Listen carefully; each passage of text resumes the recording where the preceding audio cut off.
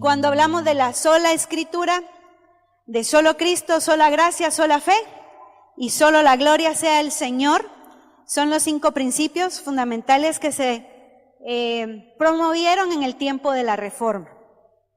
Cuando nosotros escuchamos la Reforma o cuando escuchamos la palabra protestante, ¿verdad?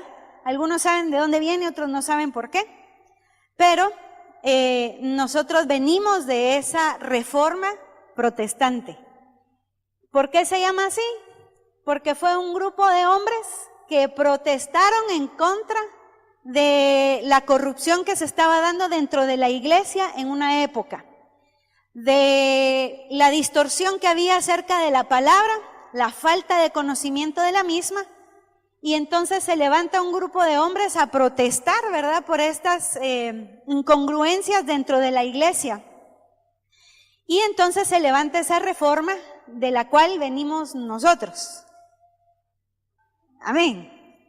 Por eso si a usted le dicen protestante, diga que bueno, ¿verdad? Amén. Sí, a mucha honra soy protestante, ¿verdad? Porque lo que buscamos es realmente apegarnos a la palabra del Señor. Y a veces se lo adjudicamos a solo una persona. Cuando usted escucha reforma, ¿en quién piensa? Seguro piensa en un hombre. Dígame un nombre. ¿Ah? A Martín Lutero. Bueno, pues él fue como el precursor, digamos, de esta situación, pero ya había una plataforma que se estaba dando para que se iniciara esta protesta, ¿verdad? Lo único es que él fue el que tuvo el valor, ¿verdad?, de poner la cara por todos aquellos que estábamos inconformes. Le digo que hay una plataforma porque hubieron hombres antes de él que quizás no tuvieron el auge del conocimiento, ¿verdad?, de lo que ellos hicieron, pero ellos ya estaban preparando, ¿verdad?, esa efervescencia que se estaba dando durante esta época. Porque lo que sucedía es que la iglesia había abandonado la escritura. Recuérdense que era una época donde la gente no estudiaba, no tenía mayor conocimiento general, no digamos de la Biblia. La Biblia solo a algunos eruditos la podían conocer. Se daban en un idioma, ¿verdad?, muchas veces desconocido para las personas. Se seguía una liturgia, pero con mucha ignorancia.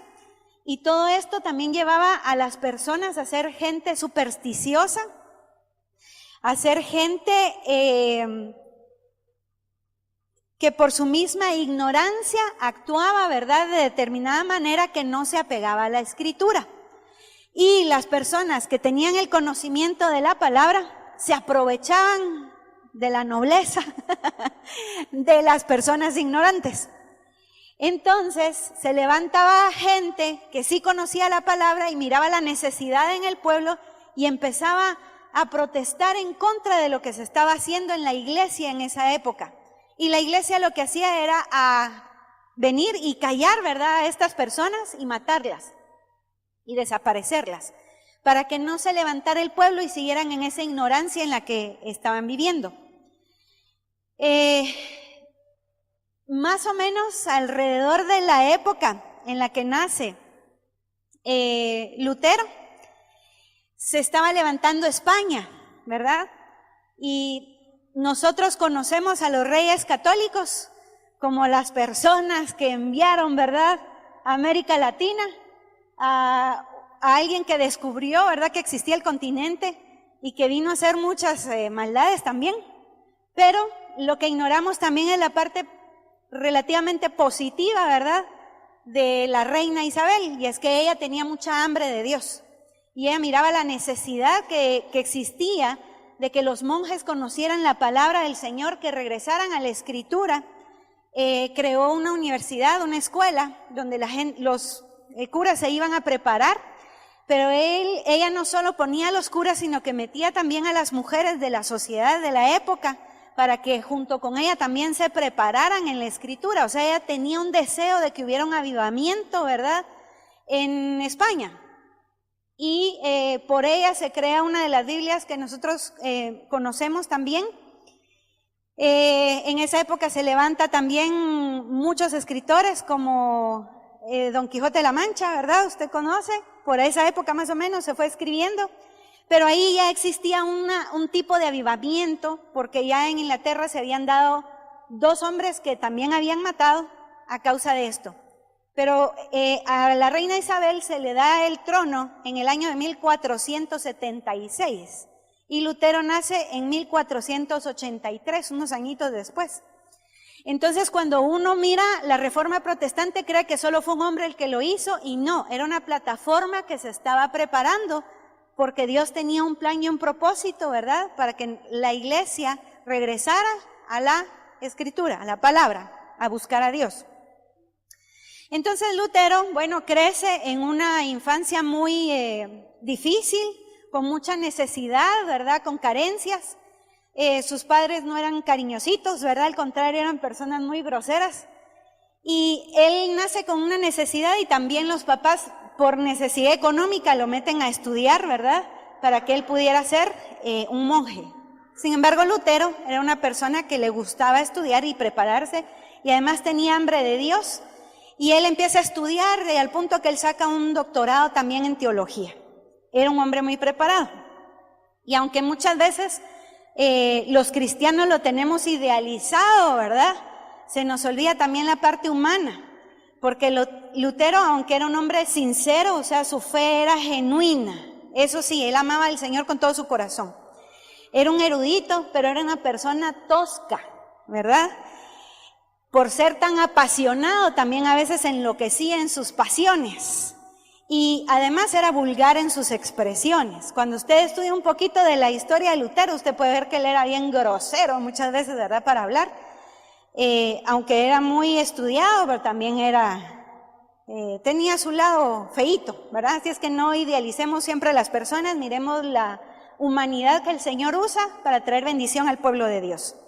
Entonces Lutero está en una época en la que el Papa León X está con la idea, con la visión de terminar la Basílica de San Pedro, que su antecesor había iniciado, pero que no la había terminado. Hoy en día vemos, ¿verdad?, que es un lugar muy suntuoso, de mucho lujo, con cosas impresionantes, muy bonitas, pero exageradamente caras. Y eso, ¿verdad?, hace alusión a los lujos, al despilfarro, que se nos hacen conocidos, ¿sí o no? Y cuando usted oye ese lujo y ese despilfarro, ¿verdad?, ¿cómo se siente? Contento, ¿verdad? ¡Ay, qué emoción, qué bueno! ¿Que le siga dando? No. ¿Cómo se siente usted? Frustrado. ¿Qué más? Indignado, ¿verdad? Molesto, enojado. ¿Cómo hay gente que hace ese tipo de cosas, verdad? Y platicábamos en familia, y me decían mis hijos, a la mamá, y si alguien nos dijera, miren, vámonos a comer y echémonos esos miles de dólares, ¿verdad?, en una comida que nos vamos a dar, ¿qué haríamos nosotros, verdad?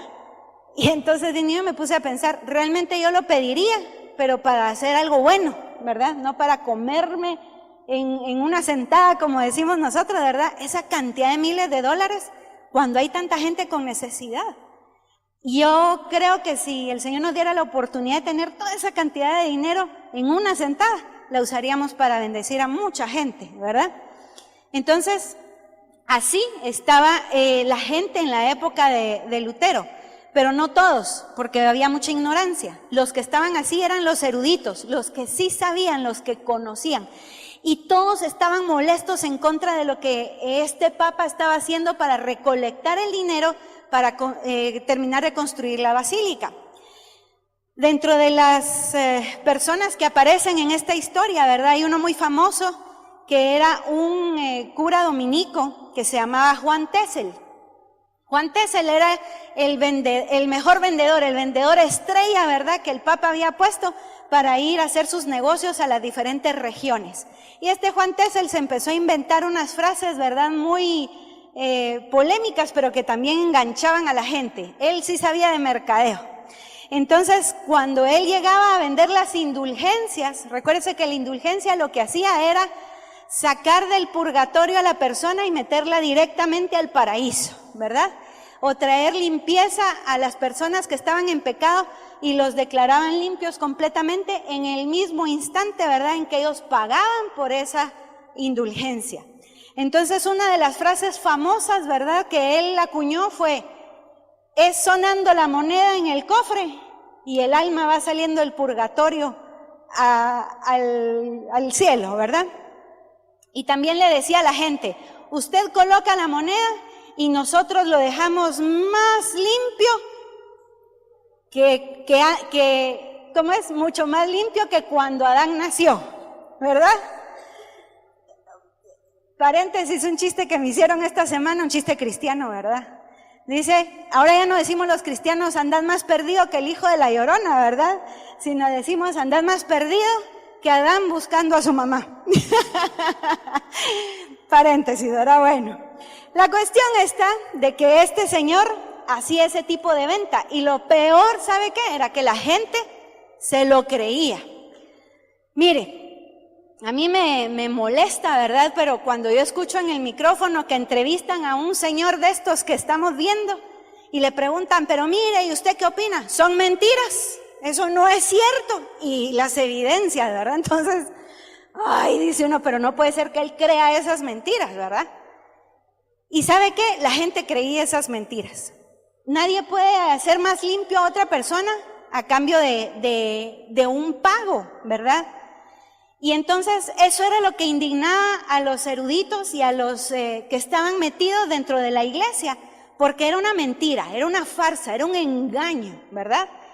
Decía también él, por ejemplo, se presentaba este dominico con su equipo, ¿verdad?, con su séquito, y llevaban una cruz. Y él decía, la cruz del vendedor, o sea, de él, ¿verdad?, es más poderosa que la cruz de Cristo.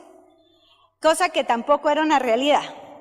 Pero la gente lo creía y había mucha gente pobre que se esforzaba en sobremanera, aún pasaban hambres, ¿verdad?, y muchas carencias para poder juntar un poco de dinero y dar esa moneda, ¿verdad?, para poder sacar a sus parientes del purgatorio. Eso era aprovecharse de la ignorancia de las personas. Pero si usted analiza la iglesia a nivel general, hoy en día, ¿estamos padeciendo algo similar? Pareciera que sí, ¿verdad? Entonces, la gente que sí conocía la Escritura estaba tan indignada por estas cosas y estaba molesta porque sabían que era mentira, pero no había gente que tuviera el valor de decirlo. Esa fue la diferencia. Pero viene Martín Lutero, que era un alemán, y estaba enojado porque aparte de eso, el sentir patriótico, ¿verdad?, era que los romanos se seguían aprovechando de los alemanes, porque les estaban quitando el poco dinero que tenían para seguirlo despilfarrando en Roma, ¿verdad?, haciendo este tipo de lujos y cosas que no traían nada bueno. Entonces viene Martín Lutero y agarra su pergamino, ahí no habían hojas en su pergamino, y empieza a escribir 95 tesis, ¿verdad? Es decir, 95 ideas o pensamientos acerca de por qué estaba equivocada la iglesia y en qué estaba fallando. Y viene y las coloca, pero no le ponen asunto, porque la primera vez hizo una determinada cantidad que no creó tanto impacto, pero empezó como a poner el avispero, ¿verdad?, en alerta. Y el día que él viene y decide ya colocar las 95, ya así como más formalitas, más ordenaditas y mejor, agarra, ¿verdad?, y las va a colgar en la puerta de la iglesia de Wittenberg. Y la coloca ahí, pero él nunca pensó que iba a ser una reforma religiosa. Él nunca creyó que lo que él estaba haciendo iba a causar un cisma, ¿verdad?, dentro de la iglesia, o que iba a generar una división que busca la santidad. Él lo que quería nada más era decir lo que estaba incorrecto para que se hiciera bien. Pero cuando él las coloca, muchos se encuentran allí un vocero de la necesidad que ya existía en ese tiempo. Entonces, ¿alguien sabe la fecha de cuándo es la reforma? Fíjese que aquí en Guate le damos más énfasis al fiambre, ¿verdad? Y no le damos énfasis a lo que realmente como cristianos nos interesa. Pero hoy espero que se le quede bien grabadito en su corazón, porque esta es una fecha muy importante. El 31 de octubre de 1517, Lutero viene y coloca esas 95 tesis, y ahí empieza la reforma protestante. El 31 de octubre. Entonces usted el 31 no ande con miedo de que es el día del diablo y que ese día salen todos los chamucos y le pasan un montón de cosas a los cristianos. Usted tampoco venga y le diga a sus hijos, ay, hoy qué alegría, te vas a ir a disfrazar y vas a ir a celebrar. No, enséñale lo que realmente se celebra ese día. El 31 de octubre celebramos la Reforma Protestante. Ok, amén. Bueno, entonces las tesis lo que hacen es llamar la atención sobre ese problema que existía. Y quizá las dos más interesantes, ¿verdad? Está la 82, que decía que si el Papa podía sacar las almas del purgatorio, que lo hiciera gratis y que lo hiciera por amor, que no lo hiciera por dinero. ¿Se imagina solo esa frase? ¿Qué problemas causaba en esa época? ¿Se imagina usted? Es como que usted se parara hoy en día en cierto lugar y dijera, no solo metan los presos, que paguen todo lo que se robaron, que devuelvan el dinero y lo queremos ver ya. ¿Causaría un revuelo, sí o no? Ese es el sentir de todos. Pero ¿quién se ha parado realmente a provocar que eso suceda? Son otros 20 pesos, ¿verdad? Otra monedita para el cofre. Entonces, él estaba revolucionando con estos pensamientos que existían en el aire, pero nadie había tenido el valor de decirlos. Y la otra que también era muy interesante, la 51, decía, ¿verdad?, que el Papa diera su dinero personal a los pobres y que aparte de eso vendiera la basílica y también le diera ese dinero a los pobres, cosa que hasta el sol de hoy no lo hemos visto. Entonces, todo eso fue lo que causó una revolución que inició esta reforma protestante. Pero esta reforma protestante, como yo le decía a usted, lo que hacía era llamar la atención de las personas hacia las verdades bíblicas, porque necesitaba la gente enfocarse realmente en conocer quién era Dios, qué pensaba Dios, qué quería Dios y cómo debía el cristiano funcionar. Por eso estos 5 puntos son básicos para cualquier creyente protestante. Sola Escritura, solo Cristo, solo la gracia del Señor, solo la fe y solo la gloria para Él. Estos 5 principios son los que vamos a iniciar viendo dentro de esta serie de los tesoros del Evangelio, pero hoy solo le voy a dar 2. El primero, la sola Escritura. Abramos, por favor, 2 de Timoteo 3:16.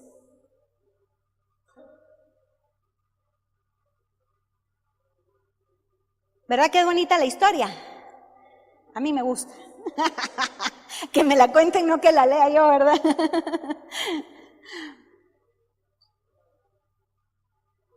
Segunda Timoteo 3:16.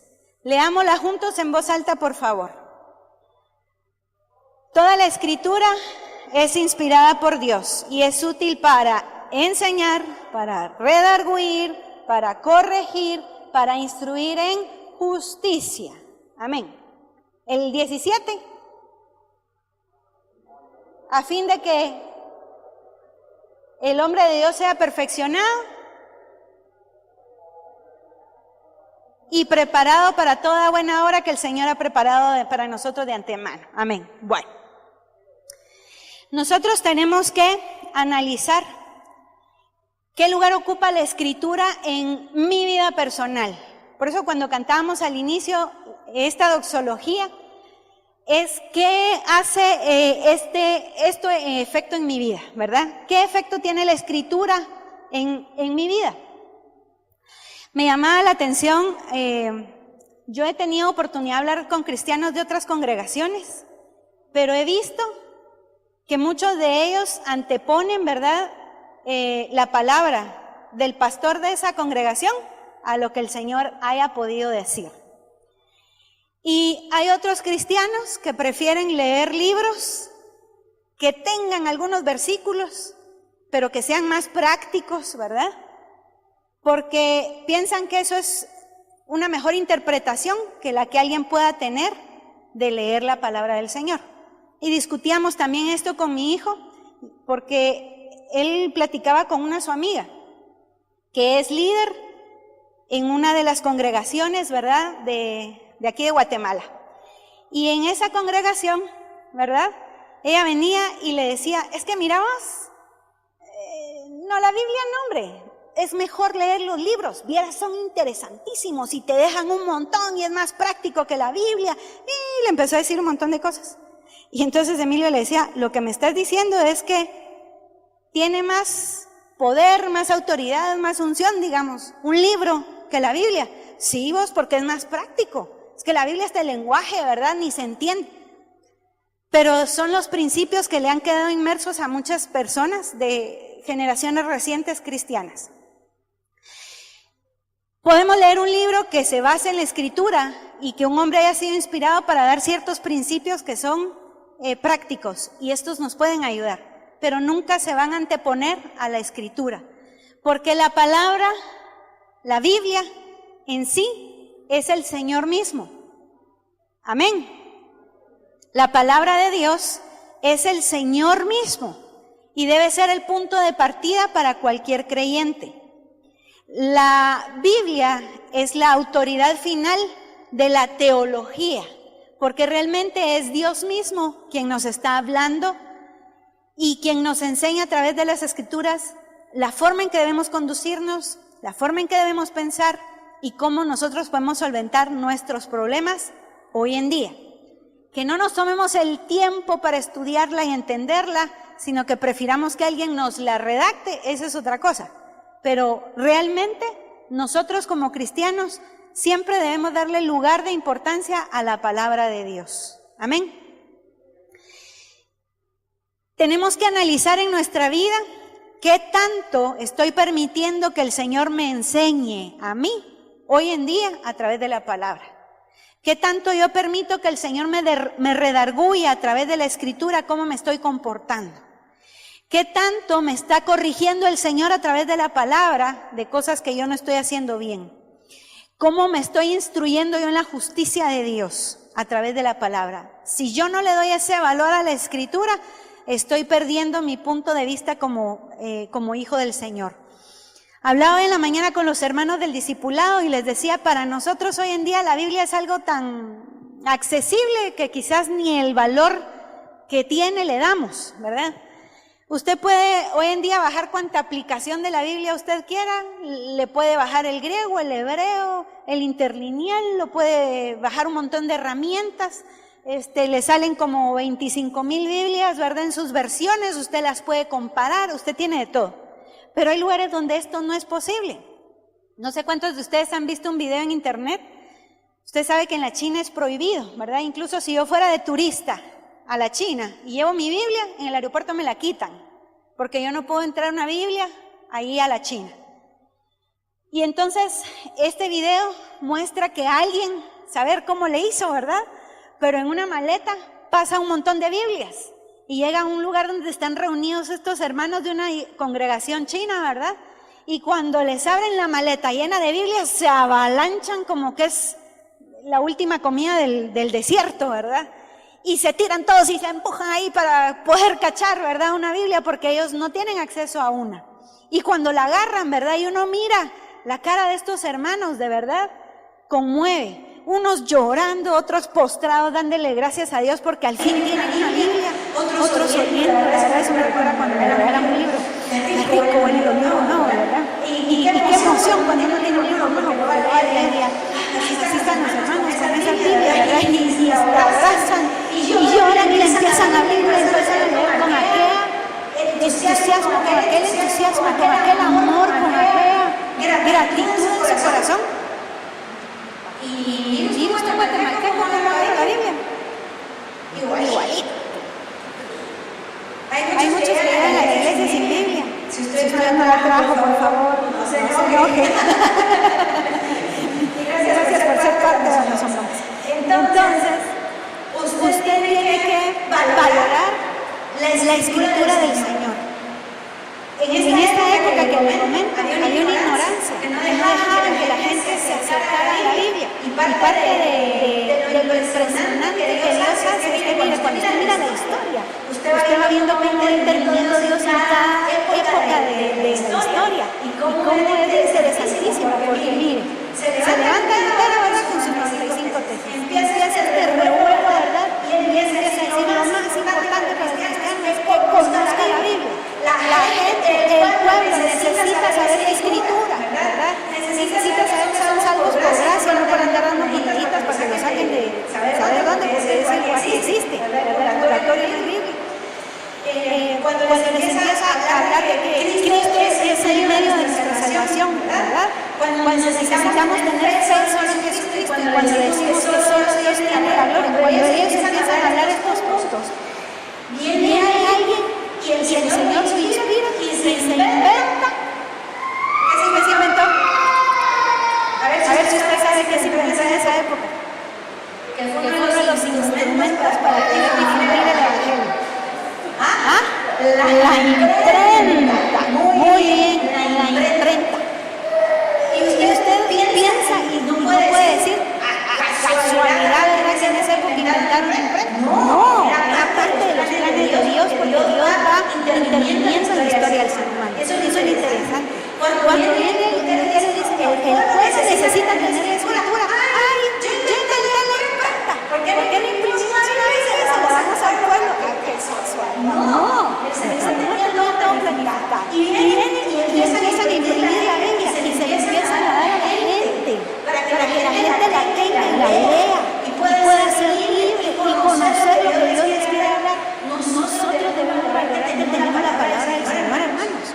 Y no solo decir, ay, que yo la tengo y la tengo bien en cuentas lecciones, pastora, mire, es que hay chicas que se hacen, qué bueno los principios, pero la leen, eso es lo que a mí me interesa. Que usted la lea, que usted la viva y que usted esté consciente de que cada uno de nosotros necesitamos permitir que el Señor nos enseñe, que nos redarguya, que nos corrija, que nos instruya en su justicia, porque entonces estamos permitiendo que Dios mismo esté permeando nuestras vidas y nosotros seamos transformados. Si nosotros no le damos ese valor a la escritura, estamos haciendo de lado el esfuerzo que mucha gente, que el Señor hizo, ¿verdad?, a través de muchos, para que nosotros la cuidamos día a día. Porque si no, imagínense, habría que sacar a todo el mundo del camino y estar leyendo y enseñando que los escribas a veces se salteaban una palabra, eso es un rollo. Por eso es eso. Pero la cuestión está que nosotros vamos a valorarla, apreciarla, leerla y permitir que Dios nos hable. Amén. El segundo punto importante de estas 5 solas del Evangelio es solo Cristo.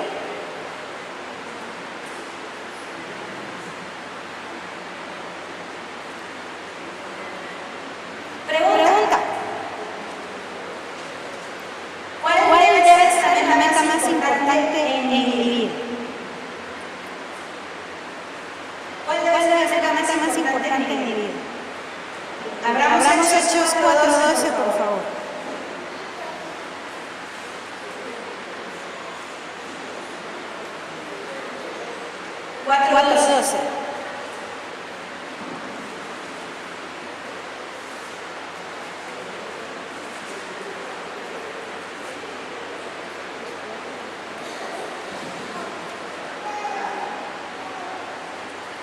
¿Qué dice? Y en ningún otro hay salvación, porque no hay otro nombre debajo del cielo dado a los hombres en que podamos ser, ¿qué?, salvos. Cuando yo miraba hacia las calcomanías que decían a Jesús por fulanito de tal, ¿verdad? Yo me decía así como, pero me dan ganas de enseñarle a la gente ese error. Pero ¿sabe cuál es el problema? Para ellos eso va a ser una verdad porque no conocen la Escritura. Yo discutía con alguien que salió de esa iglesia y le decía, mire, pero yo no entiendo por qué dicen eso. Si hasta la Biblia que ellos tienen, ¿verdad? Les instruye en que no es cierto. ¿Por qué ellos dicen eso si el que lo dijo fue un hombre? Y él me decía, porque para esas personas el simple hecho de pertenecer a esa congregación significa que ya no van al arca de Noé y que por ser parte de ella son salvos. No importa nada más, pero eso se ha vuelto otra vez una ignorancia. Lo bueno es que hay muchos que también están regresando a la Escritura y le están enseñando a la gente. Y aunque sea por pelear con nosotros, están cambiando su forma de pensar. Bueno, ¿verdad? Pero nosotros tenemos que entender que solo es Cristo el único medio para que nosotros seamos salvos. Y a veces ponemos ciertos requisitos nosotros mismos para poder recibir esa salvación, ¿verdad? Y no hemos pagado nosotros ningún precio para ser salvos, únicamente la fe en Jesucristo es la que nos va a dar salvación. Pero también recordemos Filipenses 1:21, que dice, porque para mí el vivir es Cristo y lo demás es ganancia, pero será cierto. Porque cuando nosotros vivimos afanados en nuestras necesidades, cuando vivimos inmersos solo en nuestros problemas, cuando damos prioridad a otras cosas que no sea a Cristo propiamente, a la vida espiritual, nosotros estamos haciendo de lado la vida del Señor Jesucristo. Para nosotros Él debe ser lo más importante, lo más necesario. No podemos subsistir sin el Señor. Yo le pregunto a usted, si usted almuerza hoy y de ahí almuerza hasta dentro de 8 días, el próximo domingo, ¿cómo estaría usted?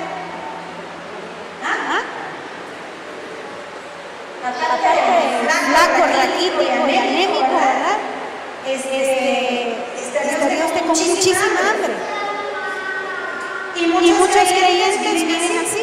Reciben mensaje el día domingo, se alimentan espiritualmente y hasta el otro domingo vuelven a comer.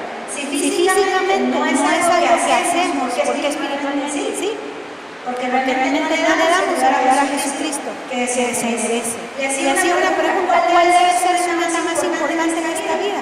¿Realmente es Cristo? ¿Realmente es Dios? ¿Es espiritualmente su meta más importante en esta vida? Si no debemos ordenar nuestras prioridades.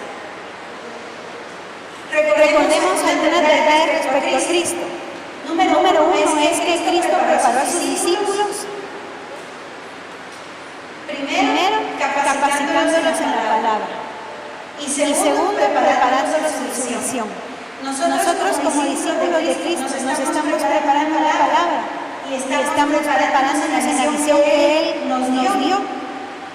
Recordemos que cuando el Señor envía a los 70, ¿cómo envió a los 70? Primero los envió de 2 en 2 y luego les dio otras instrucciones. ¿Qué instrucciones les dio? Que fueran de 2 en 2 delante de Él, porque Él venía atrás de ellos, ¿sí? Y que en cada ciudad o a cada lugar donde ellos iban, tenían que hacer algo específico, ¿sí? Les dio una asignación, les dio una tarea. Ahora, es necesario que entendamos que el Señor no nos ha dejado a nosotros su palabra y el Evangelio para que solo lo vivamos acá. Porque hay una dificultad para el creyente en poder vivir lo que experimentó el día domingo durante la semana y hacerlo vivo dentro de su lugar de trabajo. Yo aquí a ustedes los miro todos muy bonitos y muy santitos, ¿verdad? Y hasta muy correctos. Hasta en su forma de hablar. Pero yo le pregunto a usted, ¿cómo se comporta usted mañana lunes? ¿Está igual que cuando está usted aquí? Porque aquí tratamos de presentar una cara muy bonita, ¿verdad? Yo soy San Santo, yo no porto mal, voy a las cosas y usted muestra la cara. Pero si yo no miro a usted mañana lunes, tendrá la misma cara, tendrá el mismo ánimo,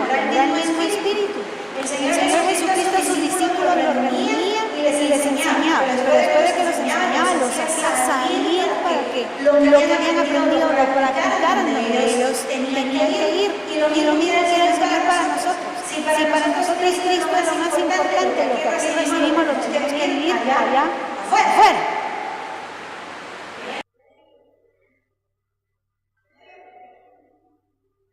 Hoy sí los oí. Ok. Aparte de eso, Dios no quería que sus discípulos fueran místicos o raros, ¿verdad? Los mandaba como cualquier ser humano y les decía, ¿verdad? Vayan. Es más, busquemos el pasaje, Lucas 10.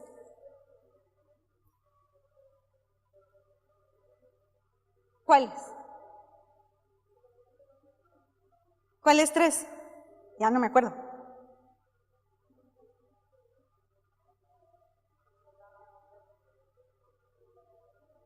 Ya no me acuerdo.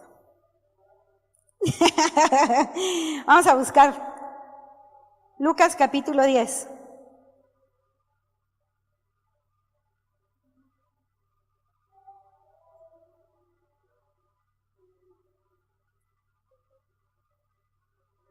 Después de estas cosas, designó el Señor también a otros 70, a quienes envió de 2 en 2 delante de él a toda ciudad y lugar a donde él había de ir. Y les decía, la mies, la verdad, es mucha, mas los obreros, ¿qué? Son pocos. Hermanos, hay un estudio que dice que en las iglesias, del 100%, el 80% de las personas se sienta a escuchar y solo el 20% trabaja. Gracias a Dios aquí no ese es el porcentaje, ¿verdad? Y no esperamos que sea ese el porcentaje. Aquí nos interesa ser una iglesia que trabaje. Amén. Bueno, entonces les dice, ¿verdad? Por tanto, rogad al Señor de la mies que envíe obreros a su mies. Id, he aquí yo os envío como corderos en medio de lobos, o sea que va a haber lucha, pero igual hay que hacerlo. No llevéis bolsa, ni alforja, ni calzado, y a nadie saludéis por el camino. O sea, no pierdan el tiempo, acuérdense que el saludo era muy largo. En cualquier casa donde entréis, primeramente decid, ¿qué? Paz sea esta casa.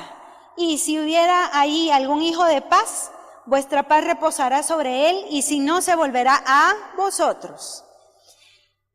Por eso es que el Señor nos ha hablado acerca de que en las casas tengamos nuestros grupos de expansión y discipulado, ¿sí? ¿Por qué? Porque tenemos que llevar la bendición lo más cerca posible.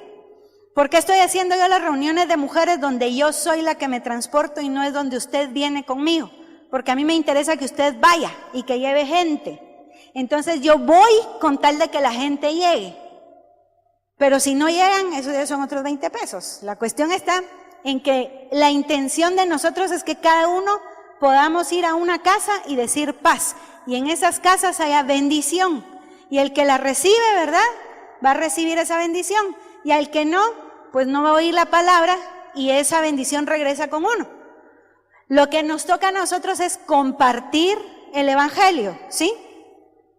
Entonces el Señor aquí los manda a una vida normal, común y aún con más fe, porque les dice no lleven nada, no lleven ni alforja, ¿verdad?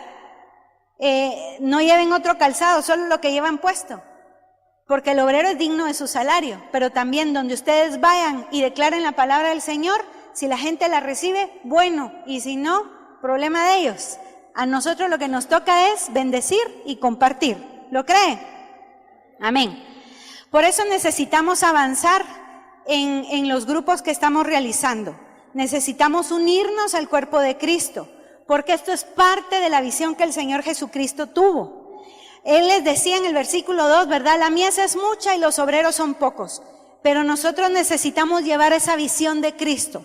¿Cuál era la visión del Señor?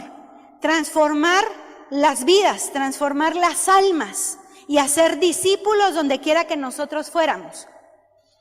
Hermanos, la iglesia no le puede cerrar las puertas a nadie. La iglesia tiene que ser un lugar para todos, porque a cada uno de nosotros el Señor nos da la oportunidad de escuchar la palabra y de permitir que el Señor nos transforme y nos haga sus discípulos, ¿verdad? Nuestro pastor ya nos había hablado que venía un tiempo difícil para la iglesia y ese tiempo va a venir. Porque la persecución va a venir también para la iglesia. Y usted lo puede ver en el sarcasmo y en la burla que se está haciendo últimamente acerca del Señor. Alguien hacía el chiste, ¿verdad? Y decía, arrepiéntase, hermano fulano de tal, que es uno de los que está preso, porque estuvo en una congregación y habló mentiras como cualquier político, pero se le olvidó que estaba en un lugar donde se invoca el nombre del Señor. Y sabe, a cualquier ser humano estos les pueden mentir, pero Dios todo lo ve y Dios conoce el corazón de cada persona. Pero si el Señor permite que alguien malo llegue a una congregación es porque le está dando una oportunidad para que se arrepienta. Amén. Entonces, usted no se extrañe muchas veces de ver gente que es mala y que uno no quisiera, ¿verdad? A veces ni verlos. Pero si Dios les da una oportunidad para que se arrepientan y nosotros somos ese instrumento, debemos dar esa oportunidad. Hacen chiste, ¿verdad? Y dicen algo así como, ahora todos estos encontraron en las tiendas de campaña, ¿verdad? Una oportunidad para conocer a Dios. Y por eso los mira uno que están ahí repitiendo el Salmo 23 y leyendo la Biblia y quién sabe qué cosa. Yo no sé si se arrepintieron de verdad o no. O si esto les está sirviendo para que ellos analicen cómo está su corazón delante del Señor. Lo que nosotros como hijos de Dios debemos hacer es ser un canal de bendición, a donde el Señor nos lleve y con quien el Señor nos permita compartir. Porque usted sabe, en el tiempo de Cristo, ¿a quién vino Él? A los peores, ¿verdad? ¿Con quién se sentaba el Señor? ¿Ah? ¿Con los publicanos? ¿Con las prostitutas? ¿Verdad? ¿Cómo veríamos nosotros a alguien si anda con una prostituta? ¿Verdad? ¿Cómo lo veríamos? Ahí la hermana fulana, ¿qué hace con él? Si solo de verle la planta, ¿va? ¿Cómo se viste? Uy, no, la hermana, uy, ¿qué haríamos? ¿Verdad? Ay, fulano está yendo a evangelizar a los de no sé quién, ¿verdad? No podemos negarle a nadie la oportunidad de ser transformados, pero ellos deciden si son o no son transformados. Ayer casualmente discutíamos un tema de esos, ¿verdad? En la clase, allá en teología.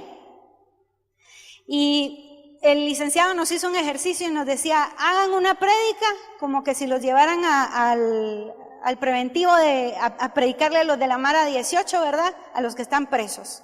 Y hagan otra prédica como si les dieran la oportunidad de ir al Congreso a predicarles a los diputados, ¿verdad? Y entonces alguien decía, ¿verdad? Yo no iría ni loco, ¿verdad? A predicarles ni a unos ni a otros.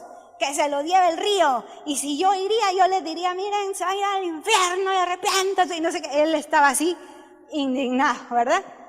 Y entonces otra persona le decía, vos, es que sí les tiene uno que decir, pero no con machete. Hay que hablarles un poquito, con cariñito, para que entiendan. Pero hay que darle la oportunidad. Vos no sabes a quién rescatás, ¿verdad? Y esa era parte de la discusión que teníamos. Pero nosotros tenemos que entender que va a haber mucha gente que no nos agrade, a la cual hay que compartirle la palabra del Señor. Y cómo reaccionamos nosotros también ante estas situaciones. Hay un pastor muy famoso en Estados Unidos que tiene una congregación enorme. Y un día decidió vestirse de pordiosero. Así, todo hecho lata, ¿verdad? Está todo manchado, chuco, hediondo. O sea, él fue a buscar la ropa así, pero que de verdad él pareciera pordiosero, ¿verdad? Y entró a la iglesia. Y donde él se sentaba, la gente se le quitaba, ¿verdad?